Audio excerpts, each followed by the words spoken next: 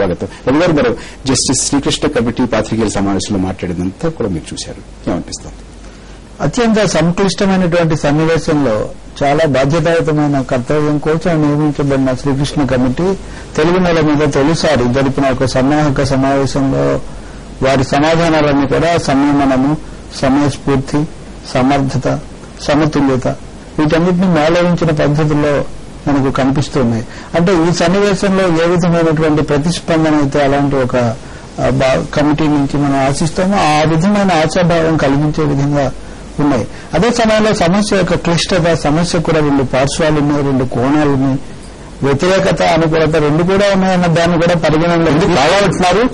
రెండు కోణాలు కూడా రెండు కూడా చాలా చక్కగా చెప్పారు. అలాగే వ్యతిరేకించిన ద్వంద్వ ప్రమాణాలు పాటిస్తున్నారు. ద్వంద్వ ప్రమాణాలు కాదు, 3 ప్రమాణాలు పాటించినా మాకు అభ్యంతరం లేదన్న మాట. అలాగే పార్టీలు, వ్యక్తులు వీళ్ల మధ్య, సంఘాలు వీటి మధ్య, అలాగే కేంద్రానికి వాళ్లకు ఉన్న సంబంధాన్ని కూడా కేంద్రం ప్రభావం మా కమిటీ మీద ఉండదు, మా కమిటీ ఇచ్చే నివేదిక కేంద్రం ఆమోదించి తీరాలని కూడా ఏమీ లేదు. అంటే న్యాయపరంగా కానీ ఇంకోటి అన్నిటికంటే ముఖ్యమైనది ఒక సాంకేతికమైనటువంటి బాబు దర్పం.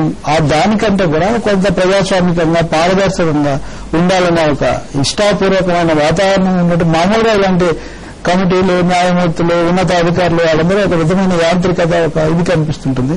అది కాకుండా మనం ఇన్ఫార్మల్ అంటే ఒక ఇష్టాగోష్ఠి సందర్భం, అంటే మన వాళ్ళు ఏం ప్రశ్నలు అడిగినా అక్కడ వాతావరణం తొక్కిసలాట, వీటన్నిటి మధ్యలో కూడా వాళ్ళు ఇచ్చారు. అదే సమయంలో ఇప్పుడు ఎవరో ఒక విలేకరు అక్నాలెడ్జ్మెంట్ లేదు, ఇట్లాంటి వాటికి కూడా చాలా ఓపికగా ప్రతి దానికి కూడా మనం తప్పకుండా చెప్తాను.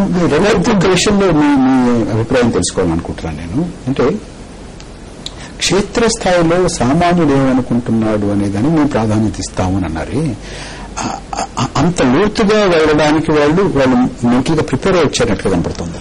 తప్పనిసరిగా ఇప్పుడు ప్రజాస్వామ్యం అంటే దాని ప్రజాస్వామ్యం యొక్క సారాంశం ఏంటి? ప్రజాబాహుల్యం ఏం ఆలోచిస్తున్నారని, ప్రజాబాహుల్యానికి ప్రాతినిధ్యం వహిస్తున్నామని చెప్పుకునేటటువంటి రాజకీయ పక్షాలు ఆయా సందర్భాల్లో, ఆయా ప్రాంతాల్లో తమ యొక్క అవసరాలను బట్టి అనేక విధాలుగా వ్యవహరిస్తాయన్నది మనకి ఈ సమావేశంలో కూడా తెలుస్తుంది. ఒకటే పార్టీలు 2 రకాలుగా చెప్పడం, 2 ప్రాంతాల్లో లేదా ఒకే ప్రాంతంలో ఒక పార్టీ కూడా వివిధ సందర్భాల్లో ఒక రకాలుగా చెప్పడం, అవన్నీ కూడా రాజకీయ వ్యూహాలు, విన్యాసాలు అన్న పద్ధతిలో వాళ్ళు సమర్థించుకుని ఇవన్నీ మనం చూస్తున్నాం. వీటన్నిటిని చూస్తున్నటువంటి ప్రజల యొక్క ప్రతిస్పందన ఏముంది, వాళ్ళు ప్రత్యక్షంగా ఏమనుకుంటున్నారు. అలాగే గణాంకాలు, అంకెలు ఎప్పుడు అబద్దాలు చెప్పవు, కానీ అంకెల మీద చేసే వ్యాఖ్యానాలు, అంకెల మీద సృష్టించే ఉద్వేగాలు అవి ఒక విధంగా దారి తప్పిస్తాయి. కాబట్టి వీటిని సాంకేతిక అధ్యయనం చేయాలి. సామాజిక పరిశీలన, సామాజిక శ్రీకృష్ణ కమిటీ నుంచి ఆశిస్తున్నది తప్పనిసరిగా అదే. సాంకేతికంగా నిజ నిర్ధారణ చేయాలి, దాన్ని నిష్పాక్షికంగా ఒక న్యాయపరమైన కోణం నుంచి విశ్లేషించాలి. మూడవది ప్రజాబాహుల్యం యొక్క భావజాలాన్ని, భావనలన్నింటినీ కూడా క్రోడీకరించి ప్రభుత్వానికి సమర్పించాలి. ఆ తర్వాత అంతిమంగా రాజకీయ రాజ్యాంగ పరిష్కారమే తప్ప దీన్ని బట్టి పరిష్కారం వస్తుందని కాదు. ఇంకో కన్సర్న్ ముందు ఉంచాల్సింది, కొన్ని రాజకీయ పార్టీలు మిమ్మల్ని తిరస్కరిస్తున్నాయి కదా, మీ దగ్గర రావు కదా, మీకు సహకరించకపోవచ్చు కదా అనేటువంటి ప్రశ్నకి మేము చాలా మంచి ఉద్దేశంతో వచ్చాము ఇక్కడికి. అంచేత ఇవాళ కాకపోతే రేపైనా వాళ్ళంతా కూడా మాకు సహకరించి తీరుతారు అనేటువంటి ఒక ఆశాభావాన్ని ఆయన వ్యక్తం చేశారు. అది చాలా ఆహ్వానించదగిందండి. ఆ ఆశాభావంలో పరిపక్వత కనిపిస్తుంది, ఒక ప్రజాస్వామిక దృష్టి కనిపిస్తుంది. అసలు వ్యతిరేకించే హక్కు ఉండడమే కదా ప్రజాస్వామ్యం యొక్క పరమాత్మ. అందులోంచి కూడా ఎవరన్నా నేర్చుకోవాలి ఉంటుందో అనే మాట కూడా ఆయన అన్నారు.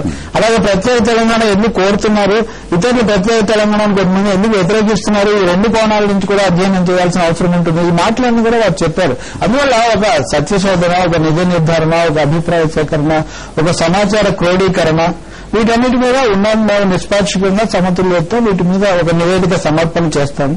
దాని మీద కేంద్రం నిర్ణయం అనే ఒక భావన. అంటే తప్పనిసరిగా ఒక సరైన, ఒక సానుకూల మీడియాను కూడా వారు మీడియా మేము ఇచ్చిన అధికార ప్రకటనల కంటే మీడియా ద్వారా ఎక్కువ మాకు ప్రోత్సాహం, ప్రచారం లభిస్తుందనే మాట కూడా వారు చెప్పారు. అది కూడా ఒక ప్రజాస్వామిక దృష్టి. మీడియాను గురించి తేలిగ్గా ఎంత ఇచ్చేస్తున్నా తేలిగ్గా తీసేయకుండా దానికి కూడా ఒక విలువ ఇవ్వటం, ఒక వ్యవస్థ దృష్టి. ప్రాథమికంగా మనం చూస్తే ప్రాథమిక వ్యాఖ్యలు, ప్రతిస్పందనలు చూస్తే అవి ఆహ్వానించదగినగా ఉన్నాయి.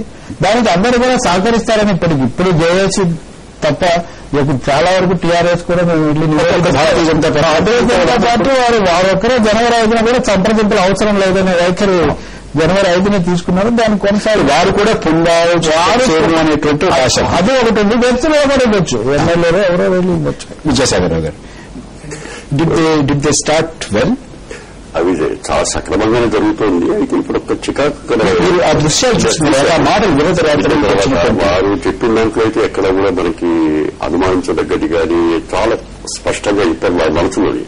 కానీ మనకున్న కాల పరిమితి లోపల ఇప్పుడు వారన్నారు ఏమిటంటే మేము ప్రభుత్వం ఏం చెప్తున్నా నాకు ముఖ్యం కాదు, తెలంగాణ ఎందుకు కావాలని సామాన్యులు కోరుకుంటున్నాడు, వద్దనే వాళ్ళు కూడా ఎందుకు ఉంటుంటాం, మీకేం బాధ ఉంది, ఎందుకు ఉంటుంటున్నారు అనే విషయాన్ని కూడా కనుక్కుంటాను అన్నారు.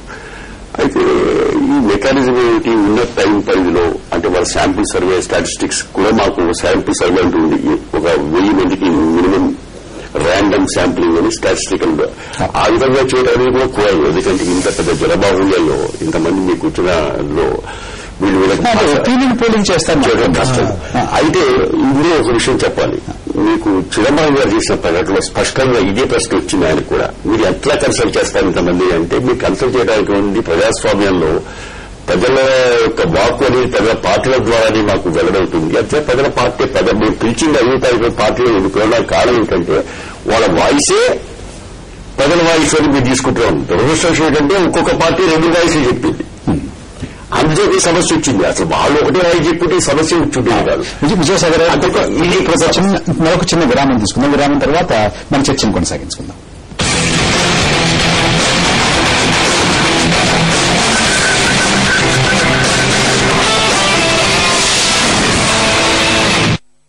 కాలేజ్ కొట్టుకోవడం పెద్ద విషయం కాదు.